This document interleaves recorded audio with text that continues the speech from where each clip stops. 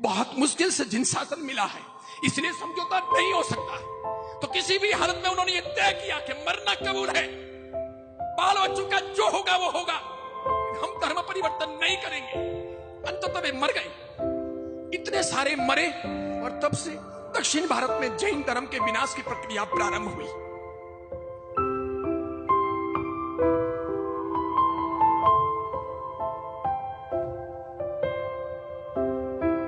हम बताएंगे और आपको बदलना है, जिंदा रहना है, तो यही रास्ता है। इसके सिवाय कुछ भी अपने पास में बचा हुआ नहीं है। मुट्ठी भर जैन समाज है, सने सने समाप्त हो रहा है, चारों तरफ से हम घिर चुके हैं, संक्रमण काल है।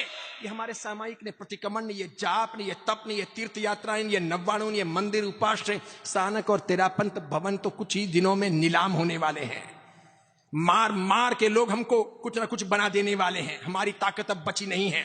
यूं भी ब्रेन वॉश हमारा किया जा रहा है, हमारी नई औलादें जैन बची नहीं हैं, और हम जो बचे हैं वो भी हम बराबर जिंदा नहीं रह पाएंगे, क्योंकि हमारी संख्या कम, दुष्काल में अधिक मास हम बटे हैं, संप्रदायों में, जातियों में, पंथों में, मान्यताओं में, वर्गों में, भाषाओं में, क्षेत्रों में, अलग अलग प्रकार की कौमों में हम बटे हैं। इसके सिवाय आपस में हमारे ईर्ष्या है, भ्रातृत्व प्रेम कम है, अंदर की धर्मनिष्ठा बहुत कमजोर है, नई पीढ़ी को मजबूत रखने का हमारा इरादा कामयाब नहीं हो रहा, फिर हमारे धन खर्च करने की दिशा बदल चुकी है, दिखावा हम बेशुमार करते हैं, लोगों की नजरों में आ रहे हैं, दूसरों को जैन बनाने का बहुत बड़ा ध्येय पीछे छूट गया है। वो सब पूर्वाचार्यों ने किया था, पूर्व के बड़े बड़े महान शिष्यों ने किया था, उन्होंने तन मन धन से योगदान दिया था, उन्होंने इतिहास रच लिए थे, उनकी दी हुई विरासत को संभालने में भी हम कामयाब नहीं हो रहे। इसलिए पक्के तौर पर कहता हूं, आने वाले 25 साल 50 साल हमारे लिए निर्णायक होने वाले हैं। ये डिसाइड करेंगे कि हम जिंदे रहेंगे या चले जाएंगे। शायद कोयमुत्तूर का समाज 50 साल से अधिक जैन समाज भी यहां जिंदा नहीं रह सकेगा, बस भले 1200 घर हो, 50 साल अधिक से अधिक। मेरा मानो तो जल्दी से जल्दी गुजरात या राजस्थान के लिए घर लेने की व्यवस्था कर लेना। अंततः सब यहां से छोड़ करके आपको भगना पड़ेगा। उस दिन मैं जिंदा नहीं रहूंगा, क्योंकि मेरी 53 साल की उम्र हो चुकी है और 50 साल जिंदा रह नहीं सकूंगा, इसलिए मैं आपको सबूत नहीं दे सकूंगा, बस विश्वास हो तो मानना, पक्का ऐसा होगा। भूतकाल में ऐसा हुआ था। 7th सेंचुरी इन साउथ इंडिया, 7वीं शताब्दी दक्षिण भारत की जैन धर्म के विनाश की शताब्दी थी, जहां लाखों की संख्या में केरला में, आंध्र प्रदेश में, तमिलनाडु में, कर्नाटक में जैन निवास करते थे। हजारों की संख्या में जैन साधु साध्वियों के विहार होते थे। हजारों की संख्या में हमारा स्थापत्य था, हमारा साहित्य था, हमारी परंपरा थी। बहुत बड़ी मात्रा में जैन धर्म जन धर्म बन चुका था, घर घर और गांव गांव पहुंचा था। अंततः हमारी संख्या जब घटती गई, दूसरे लोगों के राजपाट आए, तलवार के जोर पर हमें काट दिया गया, या तो हमारा धर्म परिवर्तन करवा दिया गया, या फिर हमारे पुरखों को मौत के घाट उतार दिया गया। 7वीं शताब्दी में ऐसा हुआ था। ये लोही लुहान का युग था। 1300 साल पहले, विशेष करके मद्रास से मदुराई के बीच में तो एक साथ में एक दिन में 50,000 साधु और 5 लाख जैन शावकों का कत्लेआम कर दिया गया था, धर्म परिवर्तन नहीं करने की एवज में। और उन साधुओं को तो जिंदा सूली पर चढ़ाया गया था। लकड़ी की एकदम नुकीली शंकु आकार की तीखी सूलियां बनाई गई थी, 8 फुट 9 फुट 10 फुट हाइट की।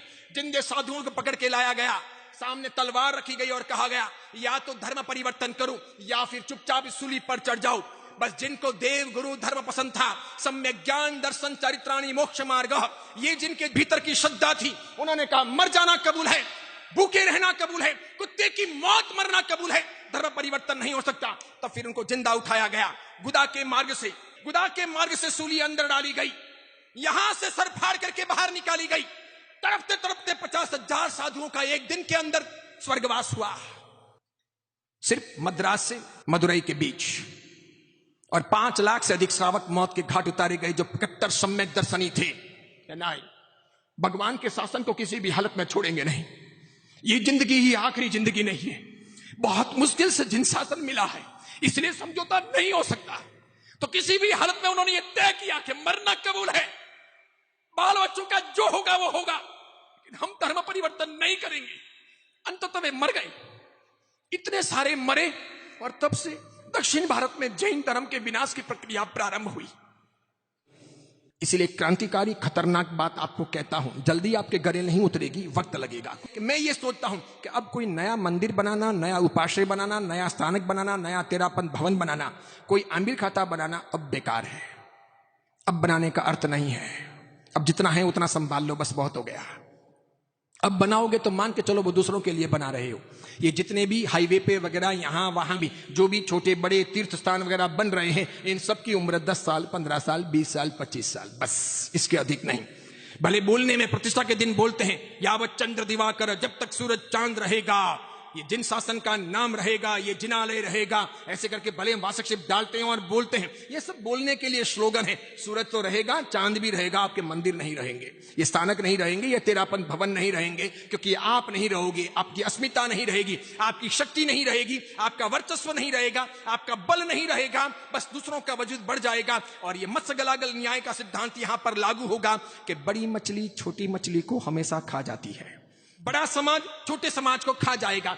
जब 2 बड़े समाज या 3 बड़े समाज यहां विकसित हों, एक यहां का द्रविड़ हिंदू समाज, एक यहां का इस्लामिक समाज, एक यहां का ईसाई समाज जो कन्वर्ट हो रहा है, ये 3 समाज जब विकसित होंगे, इसमें से जो ताकतवर होगा वो आपको निगल जाएगा।